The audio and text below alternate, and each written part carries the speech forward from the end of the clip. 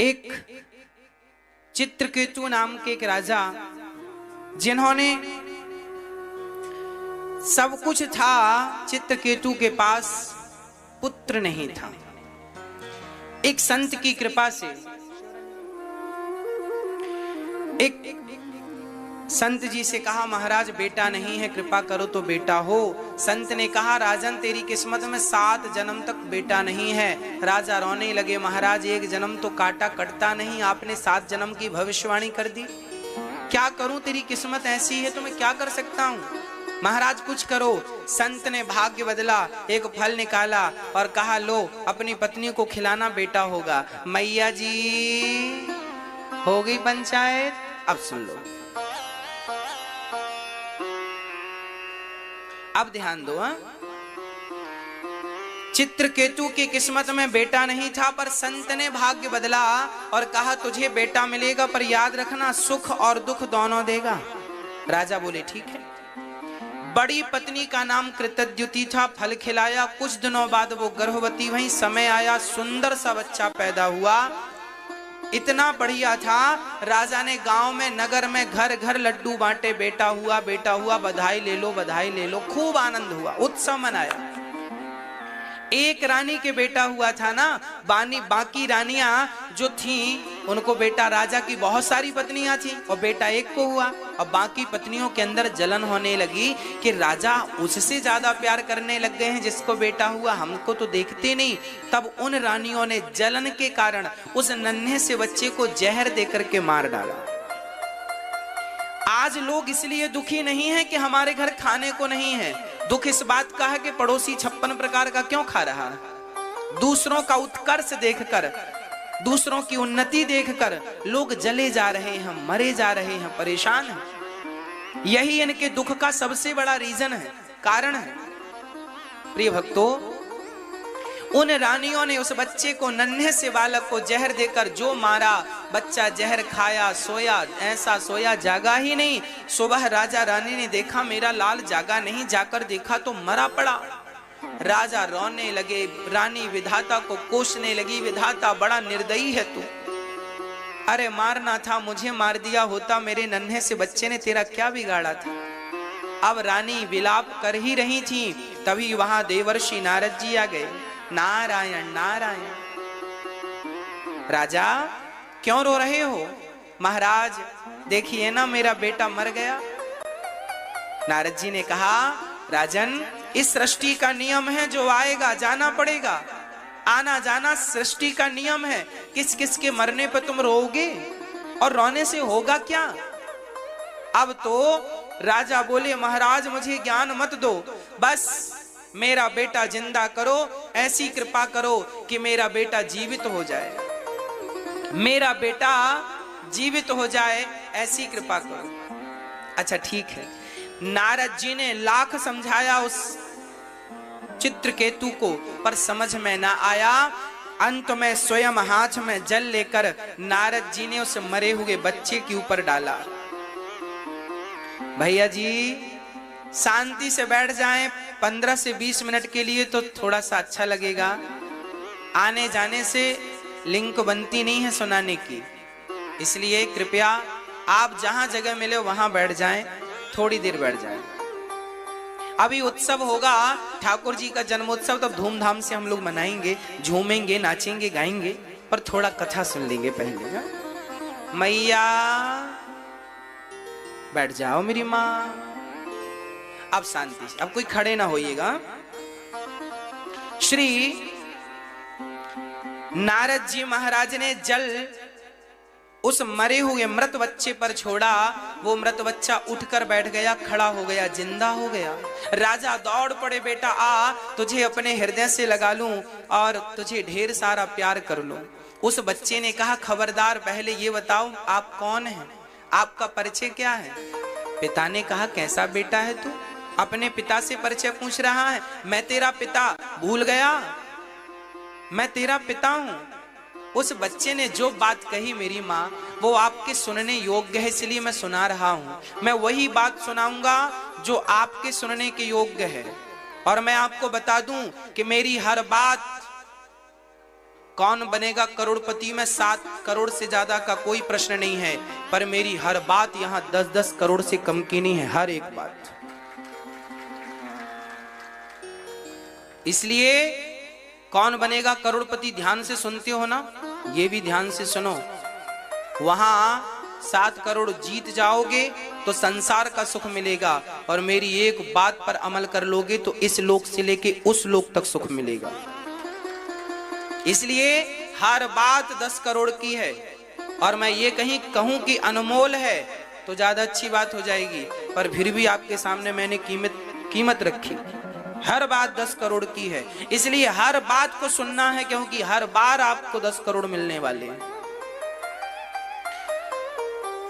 राजन, उस बच्चे ने कहा, पिताजी आप किस जन्म के पिता हैं? अरे मैं तेरा पिता हूं, इसी जन्म का। उस बच्चे ने कहा, पिताजी कितनी बार मेरा जन्म हुआ और कितनी बार आपका जन्म हुआ, किस जन्म का रिश्ता रखते हो? पिछले जन्म में मैं भिखारी था, तो मेरे द्वारा आपका और मेरा कोई हिसाब बाकी रह गया था, वो चुकाने आया था। क्या हिसाब बेटा? तब उस बच्चे ने कहा, पिताजी मैं पिछले जन्म में भिखारी था और आपके घर भीख मांगने आया था, तो आपने मुझे गेहूं का आटा और साथ में गाय का सूखा हुआ गोबर, ओपले, कंडे आपने मुझे दिए। मैंने नदी के किनारे उन ओपलों में, कंडों में आग लगाई, ध्यान नहीं दिया, उनमें ढेर सारी चींटियां थीं, आग लगा दी, सारी चींटियां जल के राख हो गई। और मैंने उसी आग से 5 रोटियां, जो आपने गेहूं का आटा दिया था, उसको मैंने गूंथ कर रोटियां बनाई, तो 5 रोटियां बनी। मैंने पिछले जन्म में आपकी 5 रोटियां खाई थी, सो आपका इस जन्म में 5 वर्ष तक आपका बेटा बनके मैंने 5 रोटियों का हिसाब चुकाया है। और मैंने उन चींटियों को जला के मारा था, तो आज वही चींटियां आपकी पत्नियां बन के आई, और आज उन्होंने मुझे जहर देकर के मारा है। मैंने तो भगवान को भोग लगाकर रोटियां खाई, तो एक जन्म में ही सबका हिसाब चुक गया, नहीं तो पिताजी ना जाने कितने जन्म लेके मुझे सबका हिसाब किताब अलग अलग चुकाना पड़ता।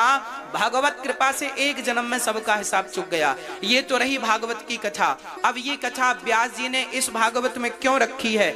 इस कथा से हमें और आपको क्या मैसेज मिलता है, क्या शिक्षा मिलती है? इस कथा को सुनने और सुनाने से हमारा क्या फायदा है? आओ हम अपने फायदे की बात करें। ये हमारे लिए एक मैसेज है। जो हम लोग कहते रहते हैं ना, ये मेरा बेटा है, ये मेरी बेटी है, आप बहुत ध्यान से सुनिएगा, गंभीर होकर सुनिएगा। इस दुनिया में कोई किसी का नहीं है। हाँ, ये जो पत्नी है, पुत्र है, परिवार है, ये जो हमारे रिश्ते हैं, ये सब पिछले जन्म का हिसाब किताब चुकाने आए हैं सब लोग। जिस दिन जिसका हिसाब चुकेगा उस दिन उसकी छुट्टी। अच्छा ये बताओ, मैं आपके नगर में आया हूं कितने दिन के लिए? ओनली 7 दिन के लिए। आपको कथा सुनाऊंगा, 7 दिन बाद कहां जाऊंगा? वहीं तो जाऊंगा जहां से आया हूं। हाँ, बस मैं 7 दिन केवल आपको कथा सुनाने आया हूं, अपना कर्तव्य पूरा करने आया हूं, पूरा करूंगा, वहीं चला जाऊंगा जहां से आया हूं। उसी तरह आप और हम इस संसार में कोई 25 साल, कोई 50 साल, कोई 100 साल के लिए आए हैं, कुछ कर्म करने, अपने अपने काम लेकर। जिस दिन वो काम पूरे हो जाएंगे, उस दिन जैसे मैं 7 दिन बाद वापसी, ऐसे आप और हमारी भी वापसी हो जाएगी, रियल वाली। ये संसार किसी का है नहीं। अब देखो, आप कहेंगे महाराज जी हमारा बेटा है तो, अरे भाई बेटा तुम्हारा है, तुम्हें मिला है कुछ दिनों के लिए। अब जैसे मुझे मिला है कुछ दिनों के लिए। अच्छा, जिस प्लॉट पे आप बैठे हैं, जिस जगह पे, ये जगह मेरी थोड़ी है, पर देखो हम बैठ के कथा सुना रहे हैं, है नहीं हमारी, पर बैठ के सुना रहे हैं। आप सुन रहे हैं, आप भी सुन रहे हैं, हम सुना रहे हैं। ये मंच जब हम आए थे ना, तो ये मंच हम लेकर नहीं आए, ये पांडाल, ये व्यवस्थाएं, ये सब हमें यहीं मिली हैं। और इस अनिरुद्धाचार्य को ये भी याद रखना है कि बेटा तुम्हें यहाँ जो सुविधाएं मिली हैं वो यहाँ तक ही रहेंगी, यहाँ से आगे दूसरी व्यवस्था मिलेगी। बस ये याद रखो, यहाँ जो तुम्हें मिला है बेटी बेटा, वो सब यहीं के लिए है, यहाँ से आगे के लिए दूसरी व्यवस्थाएं हैं। इस संसार में 7 दिन बाद जब मैं जाऊंगा तो टेंट लेकर जाऊंगा क्या? ये प्लॉट उठा के ले जाऊंगा क्या? 7 दिन बाद जब जाऊंगा तो जो यहाँ मिला था सब यहाँ का यहीं रह जाएगा। उसी प्रकार जब आप इस दुनिया से जाओगे तो तुम्हें जो जो यहाँ मिला है सब यहीं का धरा रह जाएगा। बस ये समझो कि हम सब यात्रीगण हैं। आप ट्रेन की यात्रा करते हैं, एक स्टेशन आया तो आपकी सामने वाली सीट का व्यक्ति उतर गया, तो उसी सीट में उसी स्टेशन से दूसरा व्यक्ति चढ़ गया। एक उतर रहा है और ट्रेन चल रही है, फिर उतरी फिर रुकी तो आगे उनका स्टेशन आया, वो उतर गए, दूसरा चढ़ गया। आगे आपका भी स्टेशन आएगा और आपको भी एक दिन उतरना पड़ेगा। ये जिंदगी ऐसी यात्रा है मेरी माँ। एक स्टेशन आता है तो घर के बुजुर्ग लोग उतर जाते हैं, तभी बहू को बेटा हो गया, नाती चढ़ गया, दादाजी उतर गए। जिसका स्टेशन आ गया सो उतर गया, जिसका स्टेशन आ गया चढ़ गया। ये जिंदगी एक रेल की यात्रा है, एक चढ़ रहा है, एक उतर रहा है, एक आ रहा है, एक जा रहा है। आज के 100 साल पहले आप में से कोई था तो बता दो। आज 2021 से 100 साल पहले कोई था आप में से और मुझ में से? था कि नहीं? हाँ या ना? कोई नहीं था। और आज के 100 साल बाद भी क्या आप में से हम में से कोई बचेगा? ना तो 100 साल पहले हमारी सत्ता थी, ना तो 100 साल बाद हमारी सत्ता रहेगी। कहानी केवल ये बीच के 100 साल की है। और 100 साल भी क्या कहूं, 80 कहूं तो ठीक है। हाँ, ये 100 साल 80 साल में व्यक्ति ऐसा मानता है सब मेरा है, सब मेरा है, सब मेरा। अरे पागलों की तरह व्यवहार ना करो। ना तुम्हारी पत्नी है, ना तुम्हारा पुत्र है, ना तुम्हारा परिवार है। ये सब अपना ऋण चुकाने आए हैं। बेटे का हिसाब पूरा होगा, बेटा जाएगा, बेटी का पूरा होगा, बेटी जाएगी, आपका पूरा होगा, आप चले जाना। किसी के मरने पर रोने से कोई फायदा नहीं।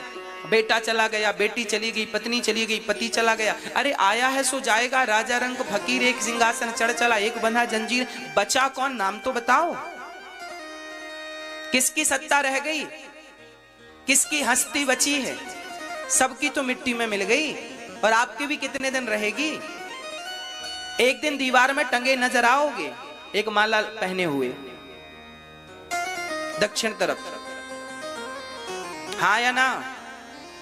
यही सच्चाई है हम सबकी। आज हम जो बोल रहे हैं, मुस्कुरा रहे हैं, बतला रहे हैं, बड़ा अहंकार कर रहे हैं, एटीट्यूड से चल रहे हैं। हाँ बेटा, एक दिन दक्षिण दिशा की दीवार पकड़ लेना, तस्वीर और माला भी मिलेगा कि नहीं इसकी भी गारंटी नहीं। इसलिए आप ये समझो कि हम सब यात्री हैं। भगवान की प्राप्ति कर लें, भगवान की भक्ति कर लें, ज्यादा मोह में ना उलझें। सच्चाई यही है, कोई किसी का नहीं है, सब अपने कर्म दंड भोगने आए हैं। आप जब यात्रा करते हैं, यहां से आप मथुरा जाएंगे रेल में, तो आपकी बाजू वाली सीट में कोई मिल ही जाएगा। ऐसे पत्नी मिल गई, बच्चे मिल गए, आप बातचीत करो, बोलो, बताओ, ठीक है, पर आसक्त ना हो जाओ। नहीं नहीं, अब मैं तुम्हारे बिना कैसे रहूंगा। अरे पागल, पहले कैसे थे? जब पत्नी नहीं मिली थी तब भी तो जिंदा थे। अच्छा, जब आपका जन्म हुआ था तब पत्नी थी, तब बेटा था, तब भी तो आप जिंदा थे। और बाद में पत्नी मिली और बेटा मिला और आप ऐसे आसक्त हो गए, कह रहे हैं बेटों के बिना कैसे रहेंगे, पत्नी के बिना कैसे रहेंगे, पति के बिना कैसे रहेंगे। अरे वैसे ही रहो ना जैसे इनके पहले थे। इनके पहले भी तो जिंदा थे, कौन से मर गए थे? ये मोह, यही मोह नरक ले जाता है। आप लोग कहते हैं हमारा क्या होगा, अब तो वो है नहीं। अरे भाई, पहले कैसे थे? तुम छोटे थे, 10 साल के थे, 20 साल के थे शादी के पहले, तब मौत से थे कि नहीं? वह मस्ती कहां गई आपकी? क्यों आप भटक रहे हैं संसार में? क्यों नहीं अपना कल्याण चाहते? दत्तात्रेय जी ने 24 गुरु बनाए, एक गुरु बनाया कबूतर को। एक कबूतर और एक कबूतरी एक पेड़ पे रहा करते थे। एक कबूतरी नीचे बैठी तो बहेलिये ने जाल फेंका और कबूतरी को पकड़ लिया। अब कबूतर लगा रोने, कबूतरी तो मर गई, अब तो हम क्या करेंगे जी के। तो कबूतर भी कूद गया और वो भी जाल में फंस गया। एक महात्मा जी हंसे, अरे राम राम, कबूतरी मर गई ये तो दिखा, पर खुद मर गया ये नहीं दिखा। तुम रो क्यों रहे हो? कोई जाएगा कहां? अच्छा ये बताओ, मैं आया हूं वृंदावन से तो जाऊंगा कहां? मरता कौन है भाई? अरे जो जहां से आया है, आप लोग कथा सुनने अभी आए हैं, कोई लुधियाना से आया, कोई भटिंडा से आया, कोई बरनाला से आया, कोई कहीं से आया। आप ये बताओ, आप सभी लोग कथा सुन के जाओगे कहां? कहां जाओगे? वहीं तो जाओगे ना जहां से आए हो, कि किसी और के घर में घुस जाओगे? नहीं, आप वहीं जाओगे जहां से आए हो। तो आपका बेटा गया कहां? कहते हो मर गया ना, बेटा मरा नहीं है, बेटी मरी नहीं है, पति मरा नहीं है, पत्नी मरी नहीं है, ये कोई मरता नहीं है। फिर कहां गया? बोले जहां से आया था वहीं चला गया। और आज वो गया है, कल आप भी तैयारी में रहना, कल हमारा भी तो नंबर आएगा। इसलिए किसी के मरने में शोक करने से अच्छा है अपना मरण सुधारो। वो तो गया, आप अपना देखो और ये मोह में ना उलझो। यही मोह नरक का जाल है, यही बांधकर नरक के द्वार में फेंकता है। इसलिए इस मोह से बचो। उस बच्चे ने ज्ञान दिया, पिताजी मेरे पिछले जन्म का कोई ऋण था, इस जन्म में चुकाने आया हूं, चुक गया। गया वो बच्चा, चला गया।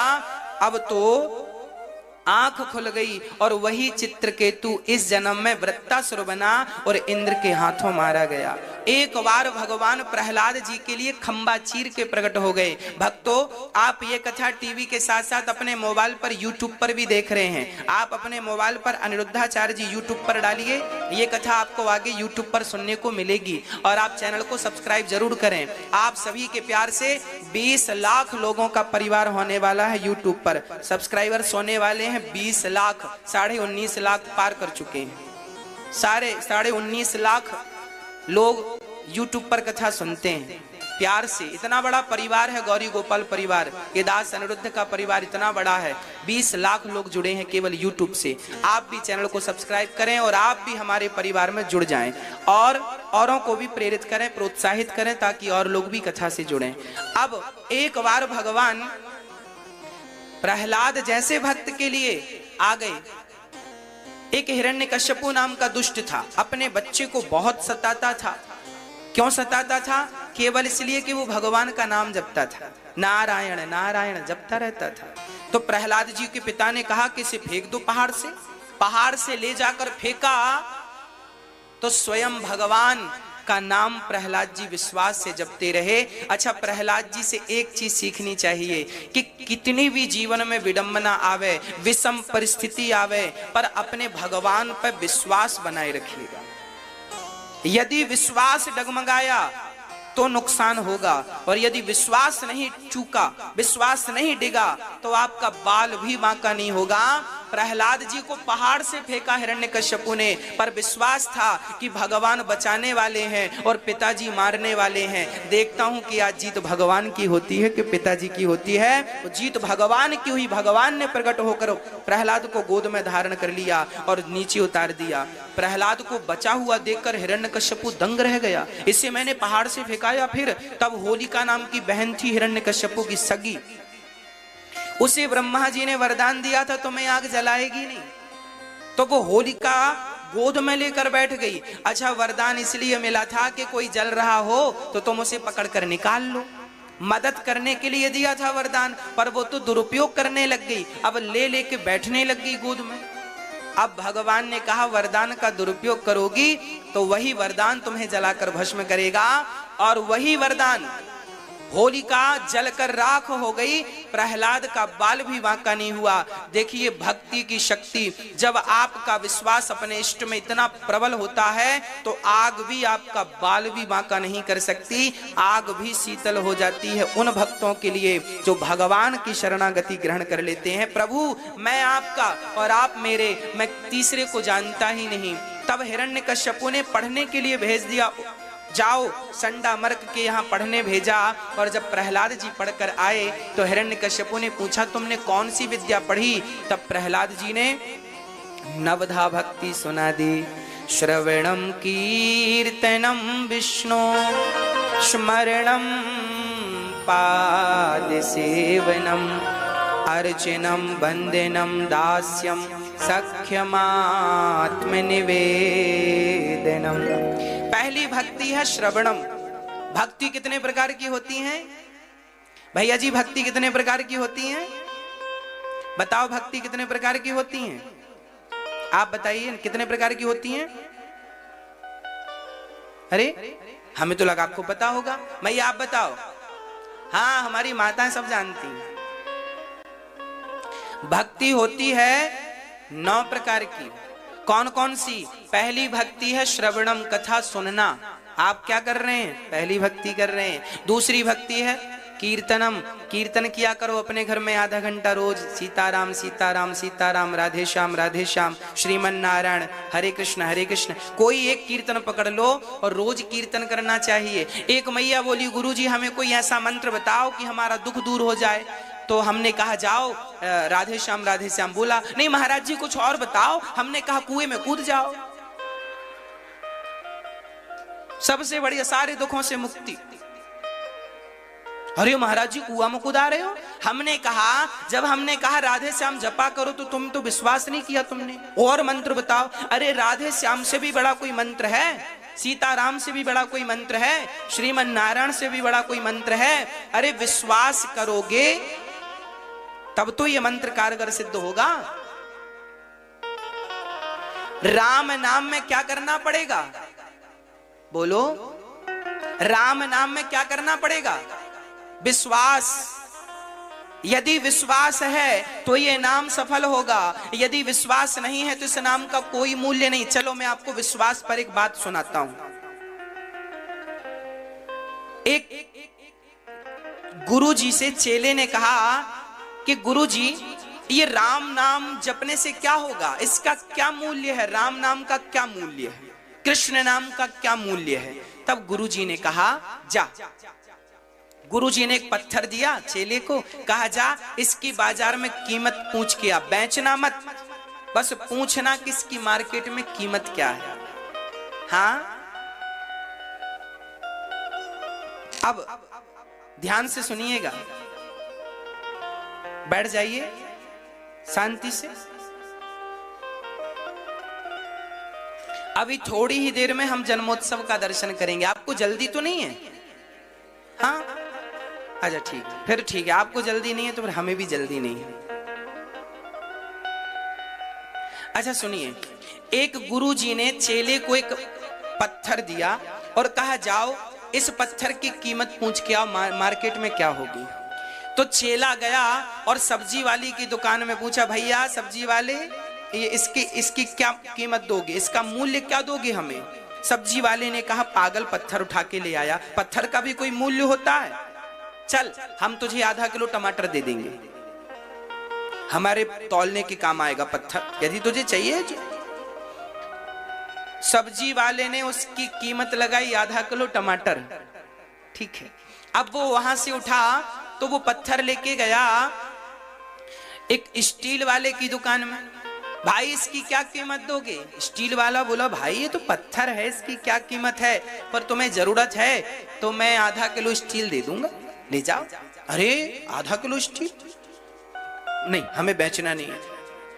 वहां एक वैश्या थी, उस वैश्या के पास गया चेला, देखो देवी इसकी कीमत क्या होगी? वैश्या ने कहा इसकी कीमत हम क्या जाने, इसकी कीमत तो कोई जौहरी बताएगा, हम तो इसकी कीमत जानती ही नहीं, हमारा ये काम ही नहीं है, हमारा तो काम ही अलग है। वो वहां से गया, सारी बाजार में सबसे पूछा, आखिरी में एक बढ़िया जौहरी के पास गया और कहा भैया ये बताओ इसकी कीमत क्या होगी। जौहरी ने बहुत चश्मा लगा लगा के देखा, यहां वहां घुमा फिरा के देखा, उसने कहा भैया इसकी कोई कीमत ही नहीं है, इस पूरी दुनिया में इसकी कीमत आंकने वाला कोई पैदा नहीं हुआ, ये अनमोल रत्न है। तुम्हारे पास कहां से आया? बोले हमारे गुरुजी ने दिया। जरूर किसी राजा ने गुरुजी को सम्मान में दिया होगा। ये वेश कीमती वो मणि है, वो रत्न है जिसकी किसी के पास कोई कीमत ही नहीं, ये अनमोल है। वो चेला दौड़ा दौड़ा गुरुजी के पास गया, गुरुजी ये तो अनमोल है। तब गुरुजी ने कहा बेटा ये वस्तु अनमोल है, क्या बाजार में सब लोगों ने अनमोल कहा? बोले ना, सब्जी वाले ने तो कहा आधा किलो टमाटर, स्टील वाले ने तो कहा आधा किलो स्टील, वैश्या ने कहा ये तो हम फ्री में नहीं लेंगे।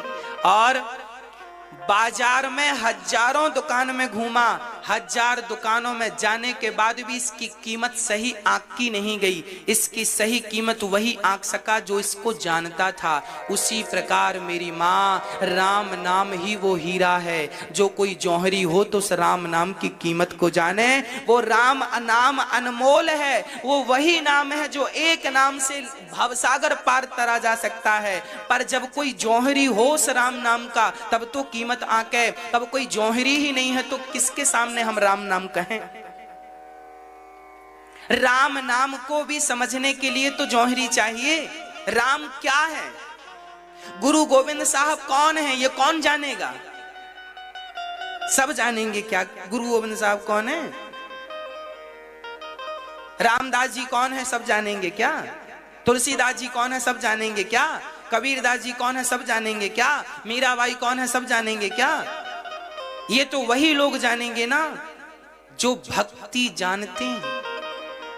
हाँ, अच्छी शराब कौन सी होती है ये मैं क्या जानूं? ये तो कोई शराबी ही जानेगा।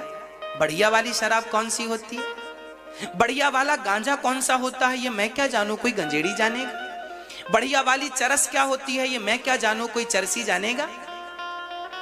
भाई, जिसका जो फील्ड है वो उस चीज को बारीकी से जानता है, उसकी क्वालिटी को जानता है, उसके हानि और लाभ को जानता है। उसी प्रकार किसी भक्त से जाकर कहो कि राम नाम की कीमत क्या है, वो कह देगा अनमोल है ये। और जो नहीं जानते वो तो मोल लगाते फिरते हैं कि ये इतना और ये इतना है, इतना नाम जपो, इतना नाम जप लो, इतना हो जाएगा। अरे एक नाम जपने से तुम्हारा कल्याण हो जाएगा, पर वो नाम विश्वास के साथ जपा जाए। मंत्र जाप मम दृढ़ विश्वास। राम नाम कृष्ण नाम अनमोल ये हीरा है। राम नाम मणि दीप धरूं, इन्हें मणि कहा है गोस्वामी तुलसीदास जी ने। जी है देहरी द्वार, तुलसी भीतर बाहिरो, जो चाहत उजियार। क्या कहें, अब तो श्री राम नाम की कीमत कहते कहते अब प्रहलाद जी कहते हैं दूसरी भक्ति कीर्तन है, इसलिए कीर्तन किया करो। स्मरणम तीसरी भक्ति, पाद सेवनम पांव दबाना चौथी भक्ति है। आप जरूर पांव दबाया करो अपने पति के, अपने माता और पिता के। आप लोग अपने माता पिता के पांव दबाते हैं कि नहीं? हाँ या ना? नहीं दबाते। माँ है कि नहीं है? जिंदा है तो फिर माँ के पांव दबाओ। कब दबाओगे? अरे माँ के पांव दबाओ। माँ के पांव में भगवान बैठे हैं, भगवान मंदिरों में नहीं है। भगवान तो माँ के चरणों में होते हैं। ये भगवान ही तो थे जो माँ की आज्ञा मानकर 14 साल वनवास गए। जब माँ की आज्ञा को भगवान ने नहीं टाली तो हम कौन होते हैं उस परमात्मा की माँ की आज्ञा को टालने वाले? भगवान को भी यदि धरती पे आना पड़ा तो माँ की आज्ञा का पालन करना पड़ा। आज्ञा का पालन नहीं करते तो वो भगवान ना कहलाते। हाँ या ना? हाँ, राम की 3 माएँ थी, तीनों के पांव दबाते थे। पढ़िए रामचरितमानस में लिखा है, प्रात काल उठ के रघुनाथा, आगे आप बोलो, मात पिता गुरु नावहि माथा। सवेरे उठ के राम जी अपनी माँ के, पिता के, गुरुजनों के प्रणाम करते थे और सोने के पहले माता के, पिता के चरण दबाते थे राम जी।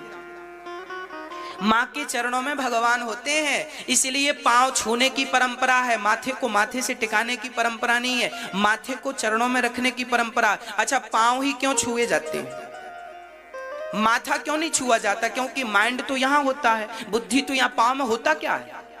पर पांव छूने की परंपरा है, माथा छूने की परंपरा तो नहीं है। छाती छूने की भी परंपरा नहीं है, पेट छूने की परंपरा भी नहीं है, पांव छूने की परंपरा है। पांव क्यों?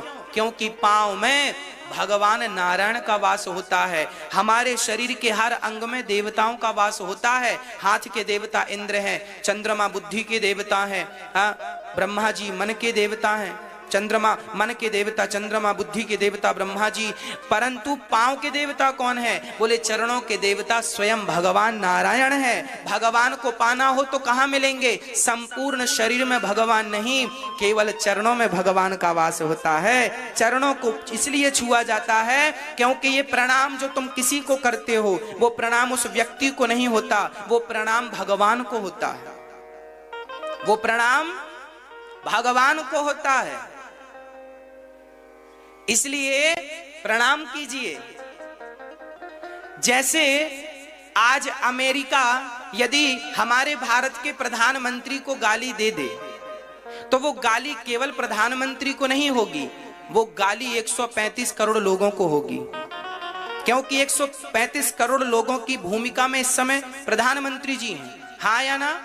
यदि प्रधानमंत्री का किसी देश ने अपमान कर दिया तो वो अपमान प्रधानमंत्री का नहीं माना जाएगा, वो तो संपूर्ण भारत वर्ष का अपमान माना जाएगा।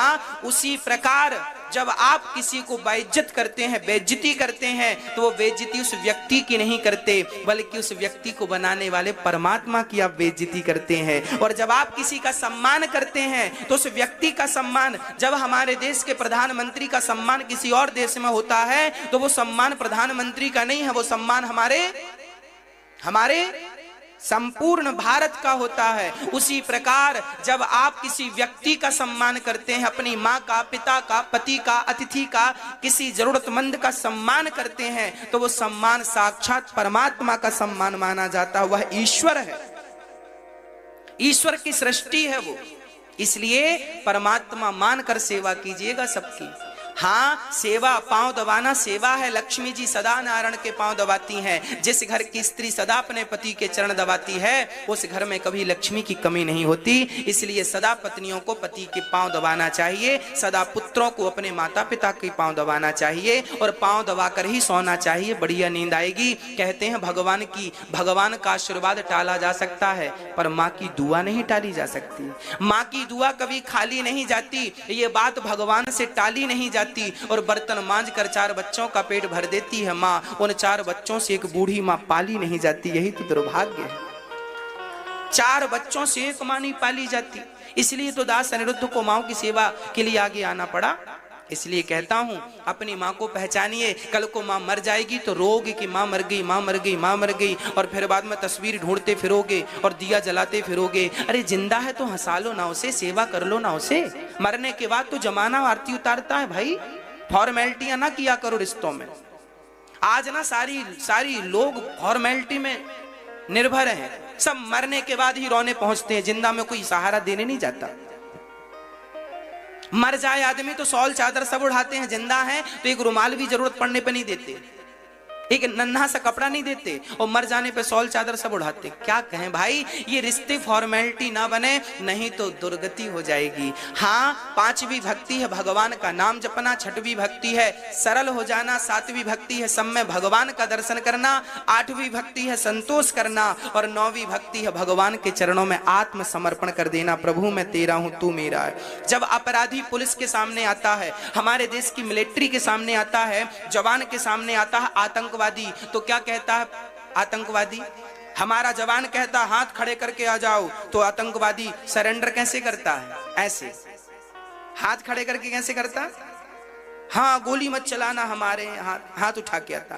जैसे एक अपराधी हाथ उठाकर सरेंडर करता है, आप भी दोनों हाथ उठाकर भगवान के सामने सरेंडर कर दीजिए। प्रभु मैं आपकी शरण में आ रहा हूँ, आपका हो रहा हूँ, अब मुझे और किसी की शरण में जाना ना पड़े, और किसी की शरण में ना जाना पड़े, किसी के सामने ये हाथ ना फैलाने पड़े। एक बार ये हाथ भगवान के सामने फैला दो, और इस प्रार्थना से फैलाना कि प्रभु आपके बाद अब ये हाथ किसी के सामने फैलाने की जरूरत ना पड़े। समर्पण कर दो, प्रभु मैं तेरा हूं तू मेरा, बस इतना ही तो कहना है, बात खत्म हो जाएगी। जिस दिन आप समर्पण कर देंगे सारा समस्या, सारा झगड़ा खत्म हो जाएगा। पर हम कह ही नहीं पाते कि प्रभु मैं आपका हूं। प्रहलाद को उठाकर पटक दिया हिरण्यकश्यपु ने, बोल कहां है तेरा भगवान? प्रहलाद जी ने कहा इस खंबे पे भी है, यहां भी है। खंबे पर है? हाँ। एक प्रहार किया, खंबा चकनाचूर हो गया और नरसिंह भगवान प्रकट हो गए। नरसिंह भगवान ने पकड़ लिया हिरण्यकश्यपु को। कौन हो आप? नरसिंह भगवान से पूछा। नरसिंह भगवान बोले मैं तेरी मृत्यु हूं। अच्छा। हिरण्यकश्यपु बोला मैं ना दिन को मरूंगा ना रात के मरूंगा। भगवान बोले ना ये दिन है ना रात है, संध्या की बेला यही समय था, अब तो मरेगा। बोले ना इंसान से मरूंगा ना शैतान से ना जानवर से। भगवान बोले ना मैं शैतान हूं ना जानवर हूं ना इंसान हूं, आधा तो नर है आधा तो सिंह है, नरसिंह हूं। ऐसा मेरे जैसा कहीं देखा है? तेरे लिए विशेष डेवलप किया है। अब तो मरेगा? बोले अभी भी नहीं मरूंगा। बोले ना अंदर मरूं ना बाहर मरूं। भगवान बोले मैं देहरी पर बैठा हूं द्वार पर। अब तो मरेगा ना, ये अंदर है ना मध्य।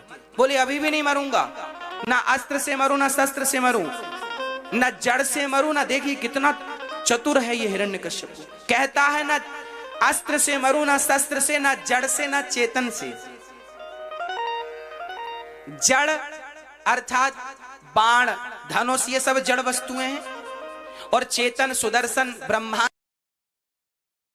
थी, पांव में बेड़ियां थी और पहरेदार जाग रहे थे और चारों तरफ सिक्योरिटी टाइट थी। कंस के इतनी सिक्योरिटी थी कि जेल के भीतर एक पक्षी भी प्रवेश नहीं कर सकता। उस जेल से वसुदेव जी भगवान को लेकर चले गए, किसी को पता भी नहीं चला। अच्छा, वसुदेव जी के हाथ में हथकड़ियां थी, वो कैसे खुली? आपसे हम पूछ रहे हैं भैया, कैसे खुली?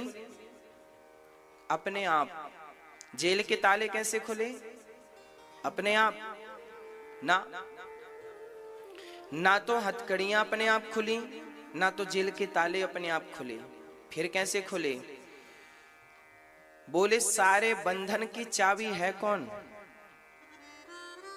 बोलो, सारे बंधन की चाबी कौन है? भगवान श्री कृष्ण। भगवान सभी बंधनों की क्या है? चाबी।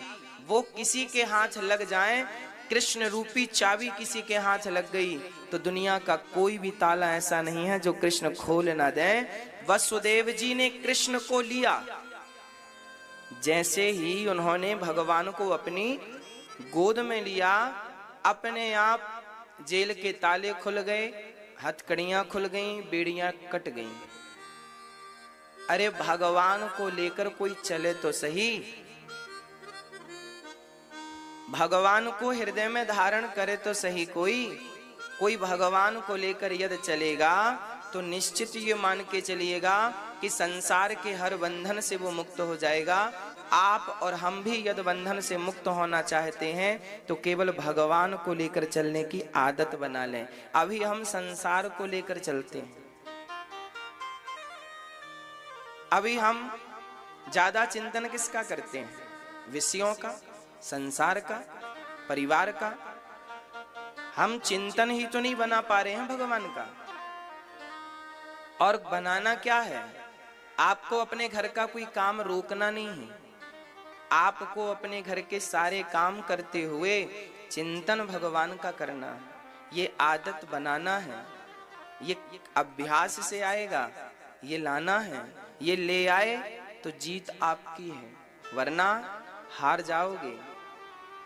हाँ, भगवान श्री कृष्ण को लेकर चले, सारे बंधन से मुक्त हो गए। हम और आप भी उस दिन बंधन से मुक्त हो जाएंगे जिस दिन हम भगवान को धारण कर लेंगे, हृदय में बसा लेंगे। भगवान को यहां बिठाइए। अच्छा, भगवान को दिल में बिठाना चाहिए। आंख कितनी है आपके पास? 2। कान कितने हैं? 2। हाथ कितने हैं? 2। पांव कितने हैं? दिल कितने हैं? दिल कितने हैं? अब समस्या तो यह है कि जो 2-2 हैं वो बांट दिए, पर एक जो है उसे कैसे बांटें? अच्छा, कभी आपने विचार किया कि विधाता ने आपकी आंखें 2 ही क्यों दी हैं? कभी आपने विचार किया कि भगवान ने आपकी आंखें 2 क्यों दी? कान 2 क्यों दिए? हाथ 2 क्यों दिए? आंख एक ही दे दिए होते, सेंटर में दिखता रहता। कान एक ही दे दिए होते, 2 कान की जरूरत क्या थी? कारण है, विधाता ने 2 आंखें इसलिए दी हैं कि देखो, एक आंख से तुम सदा संसार को देखना, अपनी पत्नी को, पुत्र को, माता को, पिता को, परिवार को, व्यापार को, रिश्तेदारी को, एक आंख से संसार को देखना, पर दूसरी आंख सदा बिहारी जी के चरणों में लगी रहे, इसलिए विधाता ने दो आंखों से नवाजा है। कान दो क्यों दिए मैया जी? ओ मेरी माँ, कान दो क्यों? एक कान से जगत को देखिएगा, एक कान से जगत की सुनिएगा। पत्नी की सुनो, पिता की सुनो, पुत्र की सुनो, परिवार की सुनो, ग्राहकों की सुनो, अपने काम की सुनो, पर दूसरा कान सदा भगवान की कथा के लिए रिजर्व रहे, इसलिए विधाता ने दो कान दिए। दो कान। अच्छा, दो हाथ क्यों दिए? एक हाथ से सदा अपनी मां को पकड़ो, पत्नी के और पुत्र को पकड़ो, परिवार की जिम्मेदारियों को निभाओ, पुत्रों को खड़ा करो उनके पांव में। जो जिम्मेदारियां हैं, फैक्ट्री है, दुकान है, किसानी है, जो है, एक हाथ संसार के काम के लिए रहे और दूसरा हाथ सदा दान और पुण्य के लिए ये हाथ बढ़ता रहे, इसलिए विधाता ने दो हाथ दिए। एक पांव सदा आपके ग्रह काज के लिए चलता रहे और दूसरा पांव सदा तीर्थ यात्रा के लिए, सदा सत्संग के लिए दूसरा पांव निकलता रहे, बिहारी जी के दर्शन के लिए दूसरा पांव आगे बढ़ता रहे, इसलिए विधाता ने दो पांव दिए। समस्या तो अब खड़ी हुई, दिल एक है, अब ये किसे दे दें हम? क्योंकि आपके पति लोग कह चुके हैं हम तुम्हें दिल से प्यार करते हैं, तो पति ने तो दिल आपको दे ही दिया है, तो जब दिल पत्नी को दे दिया और पत्नी ने भी कह दिया हमने आपको दिल दे दिया, क्योंकि आजकल दिल ही तो दिया जाता है। एक सज्जन बोले हमारा दिल चोरी हो गया, दिल चुरा लिया। हमने कहा लो, ये सब झूठी बातें हैं, अफवाह हैं, इनमें ना उलझिएगा। कोई आपसे कहे हम तुमसे दिल से प्यार करते हैं, कर ही नहीं सकता। दिल जो है, एक पुरुष ने कहा अपनी पत्नी से हम तुम्हें बहुत प्यार करते हैं। पत्नी ने कहा कितना प्यार करते हो? बोले दिल से प्यार करते हैं, दिल तुम्हें दे दिया हमने, अब तुम संभालो। कुछ दिनों बाद पत्नी मर गई तो दूसरी ले आया, उससे कहता है हमने दिल तुम्हें दे दिया। अरे पगले, पहले पहली वाली से वापस तो ले लिया होता, वापस लिए ही नहीं हो, दूसरे वाली को कह दिया तुमको दे दिए। अर्थ क्या हुआ? कोई 1 करोड़ बार कहे कि हम तुम्हें दिल दे दिए, बिल्कुल झूठी बात है। आप लोग ऐसी अफवाहों में ना उलझ जाइएगा।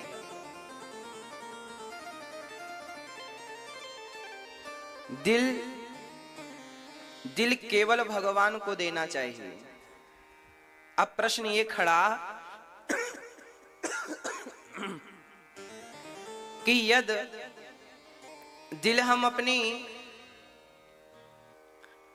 यदि हम अपने भगवान को दे दें तो फिर पत्नी और पुत्र और परिवार को क्या दें?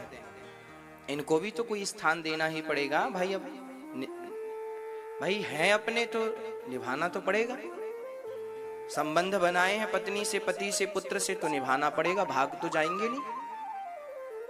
अब प्रश्न ये खड़ा कि दिल में यदि भगवान को बिठाते हैं तो पत्नी और पति को कहां बिठाएं, पुत्रों को कहां बिठाएं, माता और पिता को कहां बिठाएं? तो इनमें से किसी को दिल में नहीं बिठाना चाहिए। ना तो पत्नी को दिल में जगह दो, ना तो पति को दिल में, क्योंकि ये सब दिल में जाएंगे तो सब गंदा कर देंगे। फिर इनको कहां रखें? इन सबको दिमाग में रखो। यहां यदि पत्नी दिमाग में है, पति दिमाग में है, पुत्र दिमाग में है, पैसा दिमाग में है, कारोबार दिमाग में है, तो दिमाग में रखने से बहुत बड़ा फायदा है। क्या फायदा है सुनिएगा। और दिल में रखने से नुकसान क्या है? दोनों बातें हैं, सुनिए। अक्सर हम लोग सामान्य व्यवहार में कहते हैं, पत्नी ने पति से कहा, सुनो जी बाजार जा रहे हो तो 2 किलो घी लेके आना, घर में नहीं है। पति बोला ले आऊंगा। जब पति वापस आया, पत्नी ने कहा घी। पति बोला तुम्हारी बात दिमाग से निकल गई। अक्सर बातें कहां से निकल जाती हैं? अक्सर बातें कहां से निकलती हैं? आपने कहा, हमने दिमाग में रखा, ओहो आपकी बात दिमाग से निकल गई थी। दिमाग में तो निकल गई। अच्छा, एक बहू दौड़ी दौड़ी आई, गुरुजी सास ने गाली दे दी। हमने कहा भूल जाओ। कैसे भूल जाएं, दिल में लग गई। अब लो, अब ये गाली जो है ये दिल में लगी है, इसलिए 10 साल पहले भी किसी ने गाली दी थी तो वो अभी तक याद है। अच्छा चलो, आप लोगों ने परसों क्या खाया था अपने घर पर, याद है? बोलो। आप में से शायद किसी को याद हो, जोर लगाएंगे तो याद भी आ जाएगा, पर यूं प्रेजेंट में याद नहीं होगा। तुरंत आप जवाब नहीं दे पाएंगे कि आपने परसों क्या खाया। हम भी जवाब नहीं दे पाएंगे, क्योंकि ये सारी चीजें हमारे दिमाग में सेट होती हैं और डिलीट होती जाती हैं, है ना? आपके घर में सीसीटीवी कैमरा लगा है, 3 महीने की रिकॉर्डिंग करता है। आज की रिकॉर्डिंग किया तो 3 महीने पुरानी डिलीट करता जाता, आती जाती है, जाती जाती है, आती जाती है, जाती। बस ये चीज बहुत मायने रखती है कि आप जो चीज दिमाग में रखते हैं वो जल्दी से निकलती जाती है, और जो दिल में पहुंच जाती है, 10 साल पहले गाली दी है आपकी सास ने, आपके बहू ने, आपके रिश्तेदार ने, आपके पड़ोसी ने, 10 साल बाद भी वो ज्यों की त्यों। परमात्मा ने ये पुष्प बनाए होंगे, वो कैसा होगा? हाँ मेरी मां,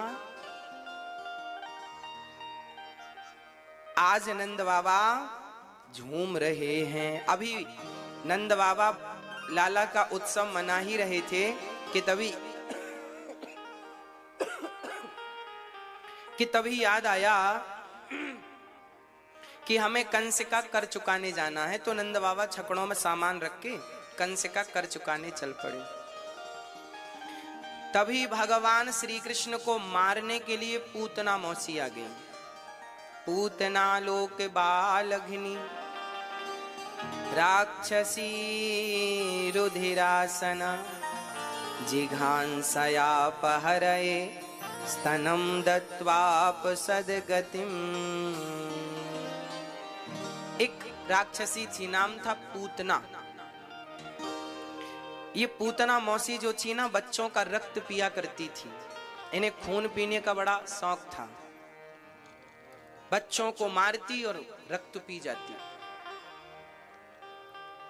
ऐसी पूतना आज कृष्ण को मारने गई, और पूतना ने बहुत बढ़िया शकल बना ली थी, तो कुरूपणी भयंकर सूरत थी, पर भगवान के सामने गई। उस समय भगवान पालने पे लेटे थे, 6 दिन की आयु थी भगवान की। अभी 6 दिन पहले आए हैं, पर मौसी जी पहुंच गई मारने के लिए। अपने स्तनों में जहर भर लिया पूतना ने। किस बच्चे को पिलाएंगी जहर? सोएगा, पीकर जहर मर जाएगा। पूतना शकल बदल कर आई है। माया जानती है ना, शकल बदल लिया पूतना मौसी ने। बड़ी सुंदर बन ठन के आई है, बड़ी सुंदर बन के। और जैसी भगवान के सामने गई मेरी मां, पूतना मौसी ने जैसी भगवान का सामना किया, भगवान कृष्ण ने पूतना को देखते ही अपने नेत्र बंद कर लिए। किसी ने कहा, प्रभु आपने पूतना को देखकर अपने नेत्र क्यों बंद कर लिए? तब भगवान कृष्ण कहते हैं, देखो जो मेरी शरण में आ जाता है ना, मैं तो उसे आंख मूंद के भी तार दिया करता हूं। बस मेरी शरण में आ जाए, मैं तो इसे आंख मूंद कर, आंख बंद करके भी तार दूंगा, क्योंकि ये मेरी शरण में आई है। अच्छा, भगवान ने नेत्र इसलिए भी बंद कर लिए क्योंकि पूतना ने तन को सजाया है और मन को बिल्कुल नहीं सजाया। तन का श्रृंगार तो किया है, पर मन का श्रृंगार नहीं किया। तो भगवान कहते हैं, जिसका तन सुंदर है मन सुंदर नहीं है, ऐसों को मैं देखकर करूंगा क्या।